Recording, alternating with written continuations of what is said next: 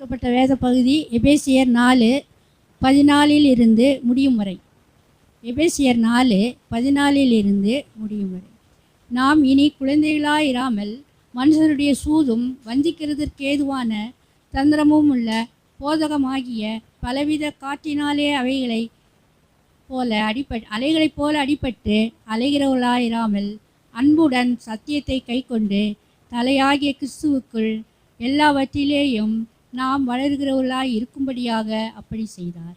அவராலே சரீரம் முழுவதும் அதற்கு உதவியாயிருக்கிற சகல கணுக்களினாலும் இசையாய் கூட்டி இணைக்கப்பட்டு ஒவ்வொரு அவயமும் தன் அளவுக்கு தக்கதாய் கிரியை செய்கிறபடியே அது அன்பினாலே தனக்கு பக்தி விருத்தி உண்டாக்குறதுக்கு ஏதுவாக சரீர வளர்ச்சியை உண்டாக்குகிறது. ஆதலால் கர்த்தருக்குள் நான் உங்களுக்கு சாட்சியாக சொல்லி எச்சரிக்கிறது என்னவெனில், மற்ற புறஜாதிகள் தங்கள் வீணான சிந்தையிலே நடக்கிறது போல நீங்கள் இனி நடவாமல் இருங்கள்.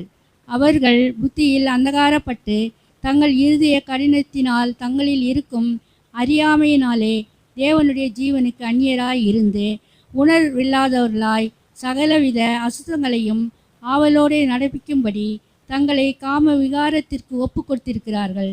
நீங்களோ இவ்விதமாய் கிறிஸ்துவை கற்றுக்கொள்ளவில்லை. இயேசுவினிடத்தில் உள்ள சத்தியத்தின்படியே நீங்கள் அவரிடத்தில் கேட்டறிந்து அவரால் போதிக்கப்பட்டீர்களே.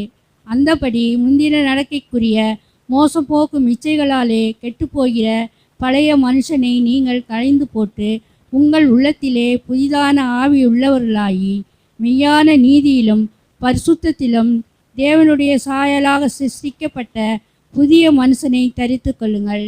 அன்றியும் நாம் ஒருவருக்கொருவர் அவயங்களாய் இருக்கிறபடியால் பொய்யை களைந்து அவனவன் பிறனுடனே மெய்யை பேச கடவன். நீங்கள் கோபம் கொண்டாலும் பாவம் செய்யாதிருங்கள். சூரியன் அஸ்தமிக்கிறதற்கு முன்னாக உங்கள் எரிச்சல் தனிய கடவது. பிசாசுக்கு இடம் கொடாமலும் இருங்கள். திருடுகிறவன் இனி திருடாமல் புறச்சுள்ளவனுக்கு கொடுக்கத்தக்கதாக தனக்கு உண்டாயிருக்கும்படி தன் கைகளினால் நலமான வேலை செய்து பிரயாசப்பட கடவன். கெட்ட வார்த்தை ஒன்றும் உங்கள் வாயிலிருந்து புறப்பட வேண்டாம்.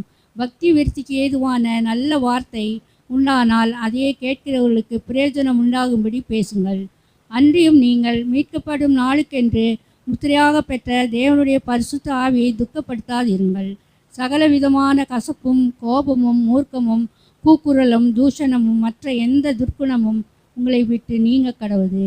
ஒருவருக்கொருவர் தயவாயும் மன உருக்கமாயும் இருந்து கிறிஸ்துவுக்குள் தேவன் உங்களுக்கு மன்னித்தது போல நீங்களும் ஒருவருக்கொருவர் மன்னியுங்கள். ஆமென்.